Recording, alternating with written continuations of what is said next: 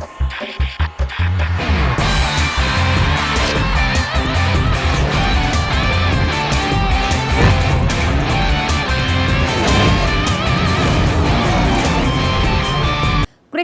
কেন্দ্রীয় চুক্তির তালিকা প্রকাশ করেছে বিসিবি। গুঞ্জন থাকলেও চুক্তিতে ফেরানো হয়নি সাকিব আল হাসানকে। এবার 4 ক্যাটাগরিতে মোট 28 ক্রিকেটার আছেন তালিকায়।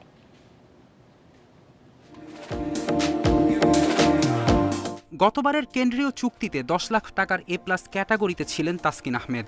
চোটপ্রবণ তাসকিন 3 ফরম্যাটে নিয়মিত নন। এবার কাউকেই এ+ রাখা হয়নি।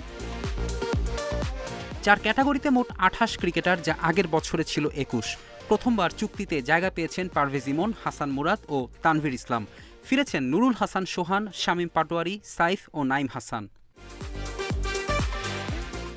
এ ক্যাটাগরিতে নেমে গেছেন তাসকিন, যেখানে সঙ্গী 3 ফরম্যাটের অধিনায়ক লিটন দাস, নাজমুল শান্ত ও মেহেদী মিরাজ। এই ক্যাটাগরিতে বেতন সর্বোচ্চ 8 লাখ টাকা। সর্বোচ্চ 11 ক্রিকেটার বি ক্যাটাগরিতে বেতন 6 লাখ। এতে জায়গা না পাওয়া মুস্তাফিজ এখানে আছেন শুধু টেস্ট দলে খেলা মুশফিক, মমিনুল, সাদমান, রিশাদ, হৃদয়, হাসান মাহমুদ এই গ্রুপে। এখানে নাহিদ রানার অন্তর্ভুক্তি চমক বলা যায়। অথচ নিয়মিত সাদা বলের পেসার তানজিম শরীফুল, স্পিনার নাসুমের জায়গা হয়েছে সি ক্যাটাগরিতে। সাইফ, ইমন, শামীমকে ডি ক্যাটাগরিতে রাখা কিছুটা অবাক করেছে, যেখানে বেতন 2 লাখ টাকা। কেন্দ্রীয় চুক্তির জন্য সাকিব আল হাসানকে বিবেচনায় রাখার কথা জানিয়েছিলেন বিসিবি পরিচালক আসিফ আকবর, তবে তালিকায় সাকিবের নাম নেই। ফেরদৌস ইসলাম, ইন্ডিপেন্ডেন্ট নিউজ। বিপিএল শেষের 3 সপ্তাহের মধ্যেই পুরো টাকা বুঝে পেলেন চট্টগ্রাম রয়্যালসের ক্রিকেটাররা। কোটি টাকা পেয়ে আনন্দিত নাইম শেখ, শরীফুল, তানভীররাও স্বস্তিতে।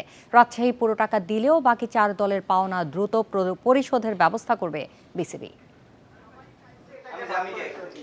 বিপিএলের সবচেয়ে দামি ক্রিকেটার টাকা পাবেন কিনা শঙ্কা ছিল। অবশেষে কোটি টাকার পুরোটা বুঝে পেয়ে হাসি খুশি নাইম শেখ। বিপিএল শুরুর আগের দিন চট্টগ্রাম রয়্যালসের মালিকানা পরিবর্তন হলে দেখা দিয়েছিল শঙ্কা। বিসিবি দায়িত্ব নেয়ার পর হয়েছিলেন চিন্তামুক্ত। শর্ত মেনে নাইম সহ দলের বাকি ক্রিকেটারদের পাওনা পরিশোধ করল বিসিবি। যখন বোর্ড রেসপন্সিবিলিটি নিচ্ছে তখন আর এই জিনিসটা নিয়ে আমরা ওইভাবে চিন্তা করি না। প্লেয়াররা কনসেন্ট্রেশন করছে অনলি খেলার দিকে।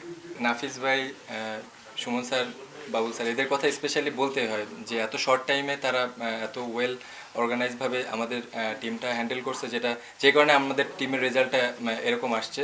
চট্টগ্রামের মতো চ্যাম্পিয়ন রাজশাহীর ক্রিকেটাররাও আগে ভাগে পুরো পারিশ্রমিক বুঝে পেয়েছেন।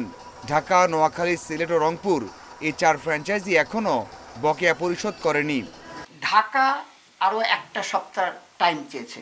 ঢাকার হচ্ছে, আমি আপনাকে বলি, ঢাকার চেক রাখা আছে 5 কোটি টাকার, ব্যাংক গ্যারান্টি রাখা আছে 5 কোটি টাকার। আমার যতটুকু খবর পেয়েছি তাদের 5 কোটি টাকার অনেক নিচে তার ম্যানেজমেন্ট সহকারে। সবশেষ আসরে ম্যাচ ফিক্সিং রোধে কঠোর অবস্থানে থাকলেও বিচ্ছিন্ন কিছু ঘটনা বিতর্ক উস্কে দিচ্ছে। অভিযোগ খতিয়ে দেখছে বোর্ড। তদন্ত চলছে। এটা ইন্টিগ্রিটি ইউনিটের বিয়েতে ইন্টিগ্রিটি ইউনিটটাকে প্রথম কাজ হচ্ছে যে চোর আসার আগে আমার দরজাটা বন্ধ করতে হবে। I think they did a very good job. এটার কিছু কমপ্লেন এসছে, এটা আমাদের ইন্টিগ্রিটি ইউনিট কাজ করছে, বিয়েতে পারবেন। পরবর্তী বিপিএলে আরো স্বচ্ছ থাকার অঙ্গীকার বিসিবির।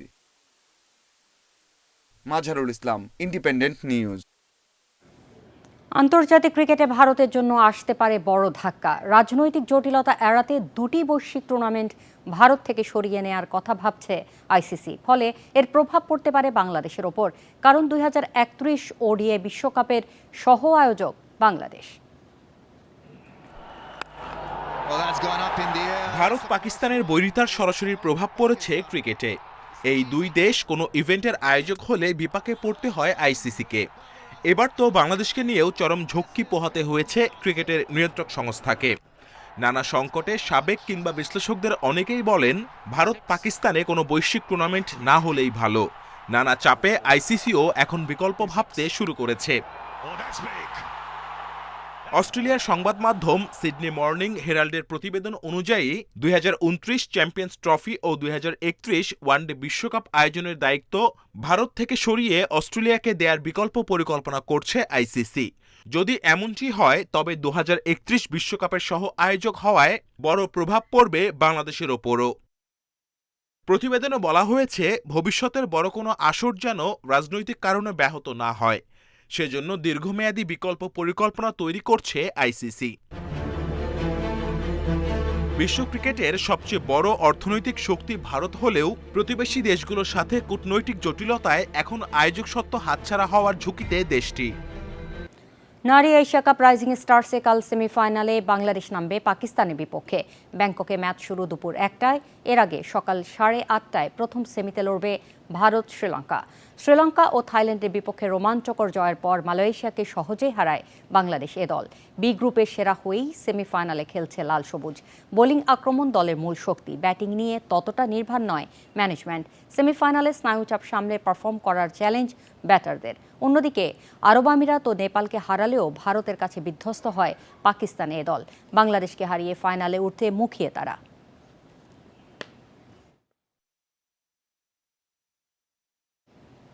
প্রথমবার নারী এশিয়ান কাপ খেলতে অস্ট্রেলিয়া যাচ্ছে বাংলাদেশ দল। প্রস্তুতির ঘাটতি থাকায় বড় স্বপ্ন দেখছেন না কোচ পিটার বাটলার। অভিযোগ করেছেন, তাঁর পরিকল্পনা বাস্তবায়ন করতে পারেনি বাফুফে। তবে অতীত ভুলে হাতে থাকা সময় কাজে লাগাতে চান বাটলার। বড় মঞ্চে সেরাটা দিয়ে ভালো করতে মুখিয়ে অধিনায়ক আফিদা খন্দকার। ভোরে জাতীয় স্টেডিয়ামে নারী ফুটবল দল এশিয়ান কাপ খেলতে অস্ট্রেলিয়ায় যাওয়ার আগে শেষ অনুশীলন। 26 সদস্যের দলে চমক সুইডেন প্রবাসী আনিকা সিদ্দিকী। ট্রায়ালের পর চূড়ান্ত দলে জায়গা করে নিয়েছেন। এই মিডফিল্ডারে মুগ্ধ কোচ পিটার বাটলার। আনিকার বয়স কম, তার ভিডিও দেখেছি, অনুশীলন পর্যবেক্ষণ করেছি। মাঠের দুই পাশে খেলার দক্ষতা আছে তার। নারী ফুটবলে বড় আবিষ্কার হতে পারেন আনিকা। প্রথমবার এত বড় টুর্নামেন্টে খেলবেন ঋতু আফিদারা। প্রস্তুতি নিয়ে বাফুফের নানা পরিকল্পনার ঠিকঠাক বাস্তবায়ন সম্ভব হয়নি। চট্টগ্রামে কোরিয়ান ইপিজেটে বিশেষ ক্যাম্প, 11 দলের প্রতিদ্বন্দ্বিতাহীন লিগ, আর মাঝে ঘরের মাঠে আজারবাইজান ও মালয়েশিয়াকে নিয়ে হয়েছে ত্রিদেশীয় সিরিজ। প্রতিশ্রুতি অনুযায়ী কন্ডিশনিং ক্যাম্প করতে যাওয়া হয়নি জাপান, ফিলিপাইন, থাইল্যান্ডে। মিশন অস্ট্রেলিয়া নিয়ে অনেক পরিকল্পনা ছিল, বাস্তবতা হলো প্রস্তুতি আদর্শ মানের হয়নি।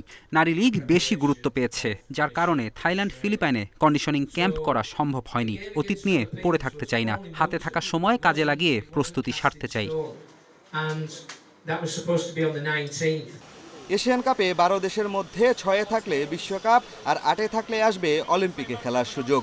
তবে এমন প্রস্তুতি নিয়ে সেসব চিন্তায় আনছেন না পিটার বাটলার। 9 বারের চ্যাম্পিয়ন চীন ও 3 বারের চ্যাম্পিয়ন কোরিয়ার সঙ্গে লড়াকু মনোভাব দেখাতে চান কোচ। উজবেকিস্তান ম্যাচ নিয়ে আশাবাদী অধিনায়ক আফিদা।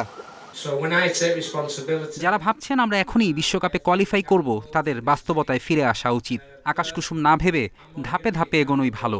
বড় ব্যবধানে হারার চেয়ে প্রতিযোগিতামূলক পারফরমেন্সের লক্ষ্য থাকবে।